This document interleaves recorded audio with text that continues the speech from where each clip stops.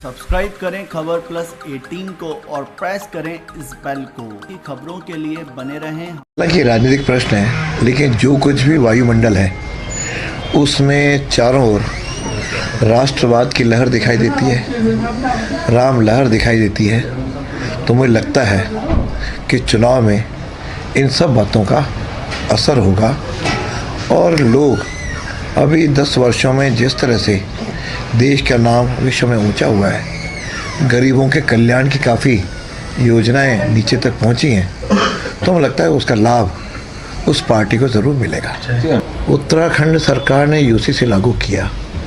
वास्तव में यूसीसी को जब मैं पढ़ता हूं या देखता हूं या सुनता हूं तो मुझे लगता है कि इसकी आवश्यकता आज के समय में सामयिक है, क्यों कई दूसरे संप्रदायों के अल्पसंख्यकों के जो कई देश हैं, उन देशों में भी आज इस तरह के नियम हैं। तो भारत में नियम लागू यदि होते हैं तो मुझे लगता है कि आम जन के लिए, समाज के लिए और राष्ट्र के हित में होगा। सारे नागरिकों पे समान नियम हो। सब ये नहीं कि हर एक की अपनी पूजा पद्धति होगी। जो मैंने उत्तराखंड को कुछ पढ़ पाया, काफ़ी कुछ इसमें सभी समाजों को, सभी संप्रदायों को इसका लाभ होता है। और उसका प्रारंभ कश्मीर में जब धारा 370 थी तो किस प्रकार की स्थिति थी, और वहाँ पे वाल्मीकि समाज केवल सफाई के काम के लिए उनकी नियुक्ति होती थी। 370 की समाप्ति के बाद वो वाल्मीकि समाज के लोग अभी सभी नौकरियों पे जाने के लिए हो गए। तो समान नागरिक संहिता में सबको समान नियम होंगे, सारे संप्रदाय के लोग सब जगह अपने उस अनुसार कर सकेंगे। तो मुझे लगता है कि ये शायद राष्ट्र में है, राष्ट्र हित में होगा, समाज हित में होगा, देश हित में होगा, जनहित में होगा।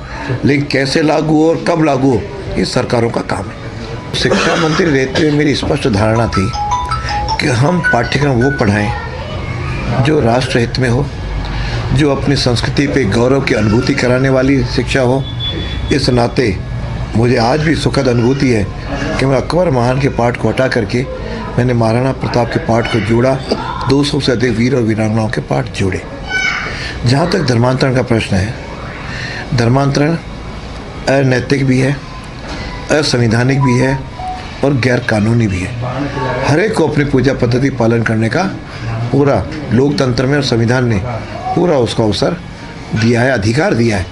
उस समय यदि कोई प्रलोभन से, लोभ लालच से या अन्य माध्यमों से धर्मांतरण कराता है तो बड़ा पीड़ादायक भी है, दुखदायी भी है और असंवैधानिक भी है। इसको रोकने के लिए कई सरकारों ने अपनी जगह नियम भी बनाए हैं। गत सरकार जो वसुंधरा जी की सरकार थी, उसने भी इसका नियम बनाए थे, लेकिन चुनाव आचार संहिता लागू हो जाने का लागू नहीं कर पाई। और गत 5 वर्षों में शायद उसको ठंडे बस्ते में रखा होगा कि वो लागू नहीं आया। अब मैं वर्तमान सरकार से आग्रह करूँगा कि वो इस पर एक कठोर नियम बनाए ताकि आम जन बिना किसी भेदभाव के अपने स्वतंत्र रूप से अपनी पूजा पद्धति कर सके। क्योंकि ये केवल पूजा पद्धति का धर्मांतरण नहीं है, यह एक तरह से धीरे धीरे धर्मांतरण के बाद राष्ट्रांतरण तक भी बातें चली जाती हैं। उससे समाज में आपस में दूरियां बढ़ती हैं, संबंध दूषित होते हैं। अच्छा है सारे संप्रदाय के लोग अपनी पूजा पद्धति अपनाते हुए, अपने धर्म में रहते हुए अपने जीवन जिए और सब लोग देश के लिए और समाज के लिए एक मुखी होकर के काम करें। तो क्या ये विपक्ष ने विधानसभा से मेरे से मांग की थी कि आप इसे बहस कराओ, मैंने बहस कराई। पक्ष और विपक्ष के लोगों ने अपना मुद्दा रखा, विपक्ष ने अपनी बातें रखी, सरकार ने उसको सुनी, उसके बाद इसका उत्तर भी सरकार ने दिया। मुझे लगता है कि उसका उत्तर विपक्ष के पास भी आ गया। अब दोनों का अपना लोकतांत्रिक असर है, विपक्ष अपनी बात कहता है और सत्ता पक्ष अपनी बात कहता है, और जनता उसके बारे में दोनों का पक्ष सुन करके निर्णय करती है जो आगे करेगी। Please subscribe Khabar Plus 18 for latest news and updates.